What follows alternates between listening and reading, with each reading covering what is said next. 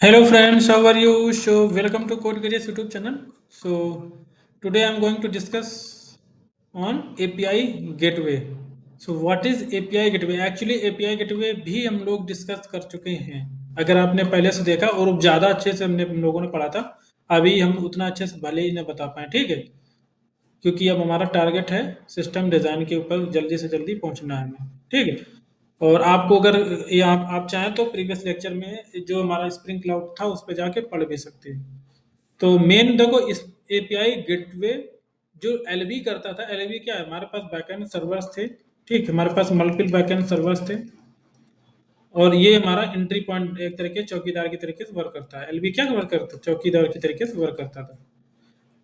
और all request को ये इवनली डिस्ट्रीब्यूट करता था, ठीक है। और अगर if this LB all means available server not able to handle any particular means all incoming request, so LB also has ability to increase the server by scaling up or scaling down, increasing or decreasing the server, these ability also है। सो यहाँ पे ये सारा चीजें elastic load balancer हम लोग AWS में use करके करते हैं, ठीक। ये अब हम AWS में ही एक चीज और फीचर है आपके पास में, एपीआई गेटवे। एपीआई गेटवे हम लोग यहाँ पे बनाते हैं। एपीआई गेटवे के थ्रू हम लोग क्या करते हैं, क्या मतलब, हाँ थोड़ा प्रॉपर वर्क नहीं कर रहा है, ठीक। एपीआई गेटवे, तो एपीआई गेटवे भी एलबी की जगह ही वर्क करता है। Actually API gateway have all abilities that have load balancer जो भी एबिलिटी रखता है वो एपीआई गेटवे भी रखता है, ठीक। एपीआई गेटवे, और जो नहीं है एपीआई गेटवे में एबिलिटीज वो आप अनेबल भी कर सकते हो, ऐड कर सकते हो अपने तरफ से भी। तो अब now all incoming request will be handled by this API gateway only, all incoming clients request, ठीक। जो भी क्लाइंट है, क्लाइंट क्या होता है मैंने आपको बता रखा है, ब्राउजर भी हो सकता है, कोई अदर एप्लीकेशन भी हो सकता है, कोई एंड्रॉयड, कोई कुछ भी हो सकता है, कोई भी डिवाइस हो सकती है, ठीक है। तो यहाँ पे ये हैंडल करेगा और लोड बैलेंस भी करेगा। देखो एपीआई गेटवे आप यूज कर रहे होगे और इसके बाद लोड बैलेंसर भी आप अनेबल कर सकते हो, क्योंकि ये सारे यहाँ पे एपीआई गेटवे ही में ही कॉन्फ़िगर हो जाता है लोड बैलेंसर भी साथ में, ठीक। अगर एडब्ल्यूएस वर्क वर्क कर रहे हो तो, अगर एडब्ल्यूएस नहीं यूज कर रहे हो, अगर कोई क्लाउड नहीं यूज कर रहे हो, तो आप कोई अदर भी अगर कोई आप अपना खुद का बना रहे हो, कोई इंटर क्या कहते हैं लाइब्रेरी का यूज करके इम्प्लीमेंट कर रहे हो एपीआई गेटवे को, तब भी आपके पास में वो फैसिलिटीज होती हैं, ठीक है, लोड बैलेंसर्स की डिफरेंट डिफरेंट। तो वो आगे चल के हम लोग डिस्कस करेंगे शायद इसी लेक्चर में ही, ठीक। तो what is API gateway? API gate is nothing but it will handle all the incoming request. अब ये नहीं कह सकते नथिंग, नथिंग का तो कोई बात ही नहीं, बहुत कुछ है, पूरा सारा रिक्वेस्ट को हैंडल करता है। तो यहाँ पे all the incoming request handled by this API gateway, not only request handled by, it will handle only first thing it what API gateway will do, it will route request, सभी incoming request single point पे आएंगी, single एक तरीके से entry point बन गया, यहाँ पे चौकीदार बैठा दिया मैंने, ठीक, गेट पे। तो जो भी रिक्वेस्ट आएगी इसके द्वारा पहले चेक किया जाएगा रिक्वेस्ट को, ठीक है। तो इसका मतलब अगर रिक्वेस्ट इस पे आ रही है तो ये रिक्वेस्ट को भी वेरीफाई करता है, यानी कि सिक्योरिटी भी चेक करता है, ठीक है। नंबर एक तो सिक्योरिटी पॉइंट हो जाता है इसमें, मैं डिस्कस किया भी है इससे पहले भी। सिक्योरिटी एक तो लेवल चेक हो जाएगा, दूसरी बात है रिक्वेस्ट जो आ रही है, अगर यहाँ से रिक्वेस्ट आप डाइवर्ट कर रहे हो कहीं पे भी, हर जगह पे, it means you can modify also, ठीक। You can modify request, modify कर सकते हो, ठीक। क्या कर सकते हो, रिक्वेस्ट को, रिस्पॉन्स भी यहीं से होकर जाएगा, इसलिए रिस्पॉन्स को भी मॉडिफाई कर सकते हो, ठीक। गले में प्रॉब्लम हो जाती है, मॉडिफाई रिस्पॉन्स आल्सो, रिक्वेस्ट और रिस्पॉन्स दोनों चीज़ों को मॉडिफाई भी किया जा सकता है। तीसरा तरीका, आप नंबर ऑफ रिक्वेस्ट को भी लिमिट कर सकते हो।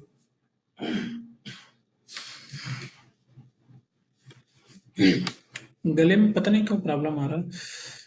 तो नंबर ऑफ इनकमिंग रिक्वेस्ट को भी लिमिट कर सकते हो, यानी कि यहाँ पे लिमिट भी लगा सकते हो, उसको बोलते हैं रेट लिमिटिंग, ठीक। ये हम लोग इसका एग्जाम, हालांकि मैंने कोड किया नहीं है, एपीआई गेटवे बनाया नहीं है, बट कभी टाइम मिलेगा बनाएंगे तो वहाँ पे यूज करेंगे रेट लिमिटिंग, ठीक है।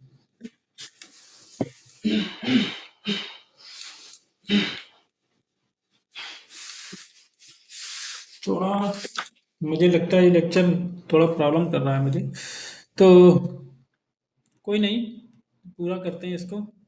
पानी पीना था, पानी पास में रखा नहीं है, ठीक है।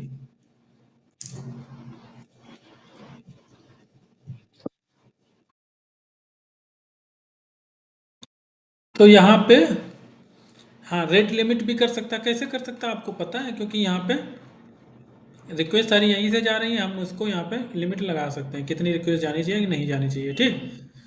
नंबर रिस्पॉन्स मॉडिफाई, हमारा रिस्पॉन्स मॉडिफाई मतलब जो भी रिस्पॉन्स आ रहा है फॉर्मेट चेंज कर सकते हैं ना, अगर आपको किसी और फॉर्मेट में चाहिए, जिस जिस फॉर्मेट में चाहिए वो यहाँ पे मॉडिफाई किया जा सकता है। रिक्वेस्ट को तो राउट करता ही है, ये तो पहला ही पॉइंट था, ठीक है, राउटिंग करता है।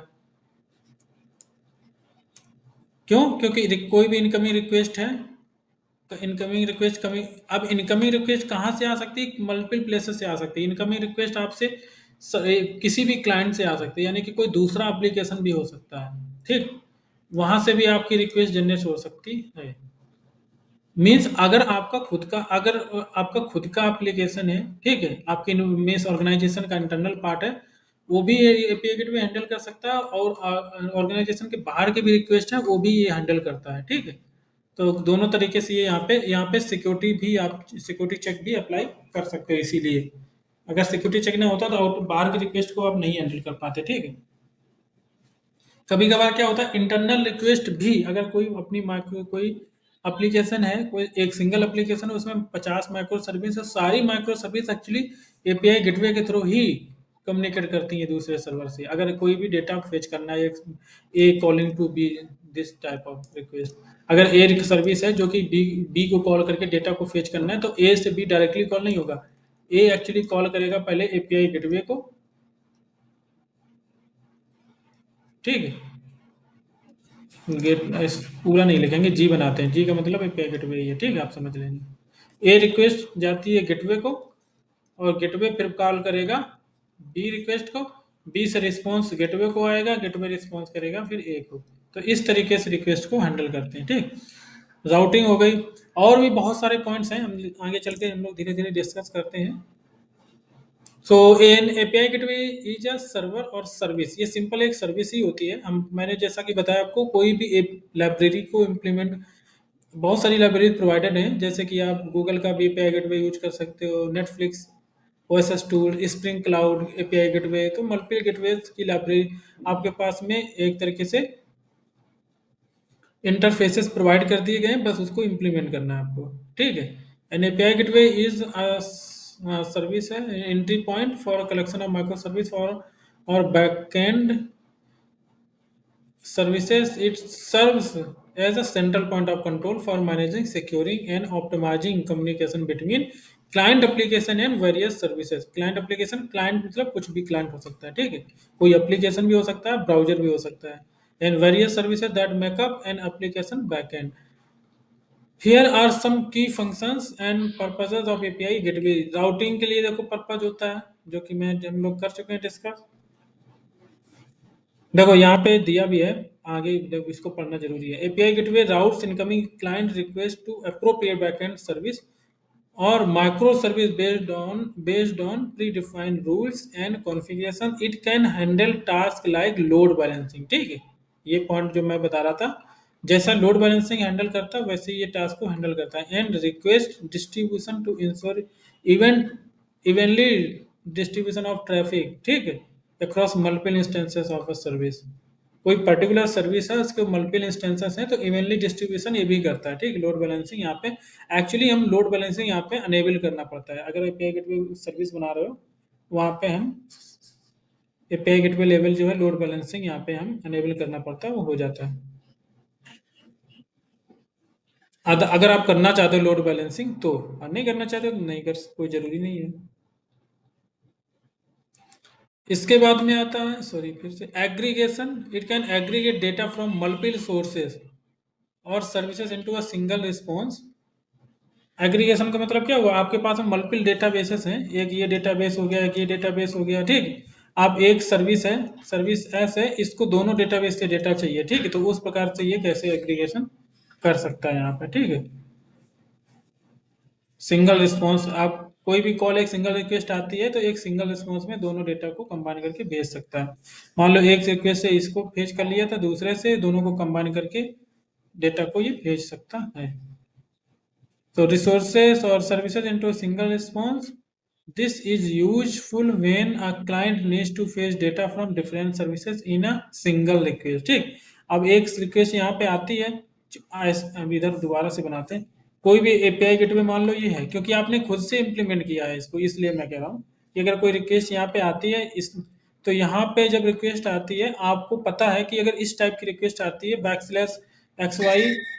\XY पी क्यू ऐसे करके कोई रिक्वेस्ट आती है, तो इसका मतलब हमें एक्स वाई और पी क्यू दो डेटाबेसेस से डेटा लाके हमें फेच करना है, ठीक है। ऑन गिवन पर्टिकुलर कंडीशन, यहाँ पे कंडीशन भी दे दी गई होगी रिक्वेस्ट में, या बॉडी हो सकता है भेज दिया जाए। तो ये दो रिक्वेस्ट को पैरेलल मार सकता है, इधर भी रिक्वेस्ट मारेगा, इधर से भी मारेगा, और जो रिक्वेस्ट रिस्पॉन्स होगा उसको कंबाइन करके एक साथ में रिस्पॉन्स करके भेज देगा, इस तरीके से, ठीक है। सिक्योरिटी, सिक्योरिटी तो कर ही सकते हो, यहाँ पे सिक्योरिटी एनेबल हम कर सकते हैं। ऑथराइजेशन सर्वर पे अगर कोई रिक्वेस्ट आती है, इस सर्वर पे जाने से पहले आप ऑथराइजेशन सर्वर को कॉल करो, वहां से टोकन लो, यहाँ से फिर उस टोकन के ले जा करके सर्विस को कॉल करो, ये सर्विस वैलिडेट करेगी टोकन को, और वैलिडेट करके यहाँ पे एक अलाउ कर देगी, ठीक। यहाँ पे ही वैलिडेशन हो जाएगा, वैसे तो वैलिडेशन कई तरीके से वैसे होता है, बट जो भी ये टोकन यहाँ पर ही वैलिडेट कर सकते हो इस रिक्वेस्ट के लिए कि इस सर्वर पे जाने के रिक्वेस्ट को भेजा जा सकता है, नहीं भेजा जा सकता है, ठीक है। तो ये सारा सिक्योरिटी हो गया। रेट लिमिटिंग बता ही दिया मैंने आपको। लॉगिंग एंड मॉनिटरिंग, मॉनिटर तो करता ही है ये, क्योंकि मॉनिटर नहीं करेगा तो पता कैसे चलेगा कि कौन से अवेलेबल है, नॉट अवेलेबल, ठीक है।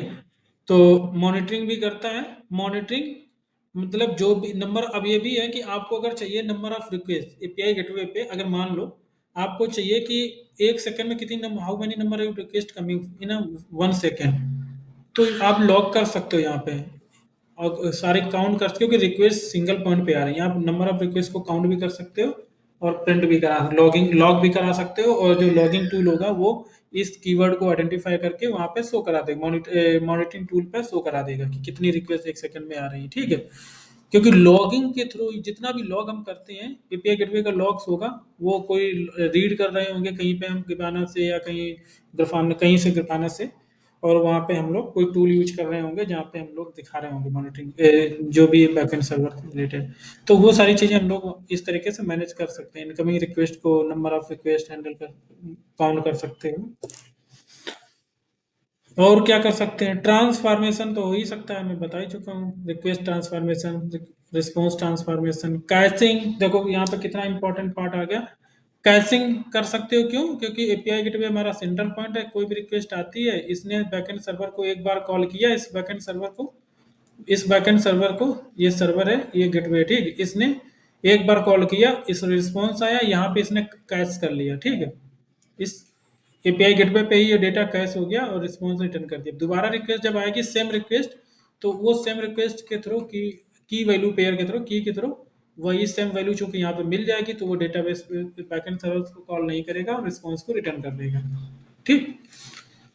वर्जन मैनेजमेंट में भी किया जा कर सकते हैं इजीली इसमें, क्योंकि अगर मान लो एपीआई आपके पास में, मान लो एक यूआरएल था आपका, कोई एक रिक्वेस्ट आती, कोई उसका यूआरएल है, मान लो XYZ, V1 बैकस्लैश, कोई रिक्वेस्ट आती है, ठीक। तो उसको कहाँ पे डाइवर्ट करना है, यहाँ से डिसाइड कर सकते हो। अगर XYZ, V2 वर्जन आती है रिक्वेस्ट, सेम रिक्वेस्ट है, क्योंकि यहाँ पे जो पैरामीटर्स होंगे वो सारे सेम होंगे, ठीक है। इस वजह से रिक्वेस्ट सेम ही है, बस इसमें वर्जन का अंतर था, तो सेम रिक्वेस्ट को हम दूसरे सर्विस पे भेज सकते हैं, वर्जनिंग मैनेजमेंट यहाँ पे हो सकती है। इसके बाद में एरर हैंडलिंग बहुत ईजी है। अब देखो यहाँ पे अगर कोई भी एरर एक्सेप्शन आपने, मान लो सर्विस लेयर पे कोई भी एक्सेप्शन को हैंडल नहीं किया, ठीक, सेम एक्सेप्शन को थ्रो करा दिया आपने, बट एपीआई गेटवे पे चाहे तो आप उस रिस्पॉन्स जो आ रहा है उस एक्सेप्शन को हैंडल कर सकते हो। सारी एक्सेप्शन कुछ आपको पता है, क्योंकि आपने एपीआई गेटवे बनाया, आपने अपने बैकएंड सर्विस बनाई हुई है, तो आपको पता है कि बैकएंड सर्विस से इस रिक्वेस्ट पे कौन कौन सी एक्सेप्शन आ सकती है। उस तरीके से आप चाहे तो अलग अलग भी हैंडल कर सकते हो, चाहे तो सिंगल सुपर क्लास यूज कर सकते हो। ठीक है, पेरेंट क्लास एक्सेप्शन और थ्रोवेल कुछ भी यूज कर सकते हो, उसके थ्रू हैंडल करके आप लॉगिंग करवा सकते हो। तो सारी लॉगिंग आप सेंट्रल पॉइंट पे, इधर की लॉगिंग आप सेंट्रल पॉइंट पे भी करवा सकते हो। ठीक। तो आई थिंक यही था, इसके बाद में खत्म ही होगा। चलो ये भी पढ़ लेते हैं। API gateway are commonly used in micro services architectures and are crucial for managing the complexity of multiple services, providing a unified interface to client and ensuring security and performance. Popular API gateway solutions include, ये सारा कुछ है, मैंने आपको बता दिया था। ठीक, इसमें अमेजॉन एपीआई गेटवे एक और होता है। अमेजॉन एपीआई गेटवे एडब्ल्यूएस में होता है। ठीक है, अमेजॉन का अलग से कहाँ से होता है मुझे पता नहीं। अच्छा, अमेजॉन का अलग से लाइब्रेरी की बात कर रहे हैं यहाँ पे।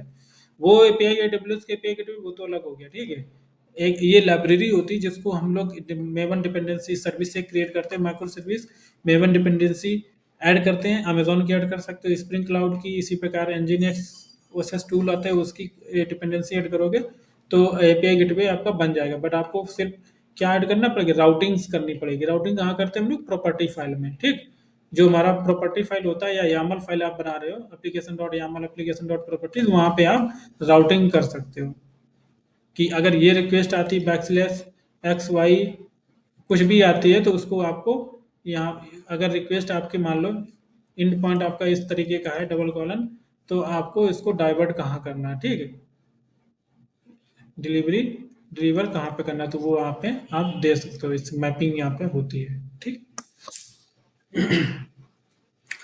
यही था पे गेटवे में। आगे चल के हम लोग पढ़ेंगे नेक्स्ट लेक्चर में, देखते हैं क्या पढ़ते हैं। थैंक यू गाइज, मिलते हैं नेक्स्ट लेक्चर में। अच्छा लगा हो लाइक शेयर सब्सक्राइब आप जरूर करें।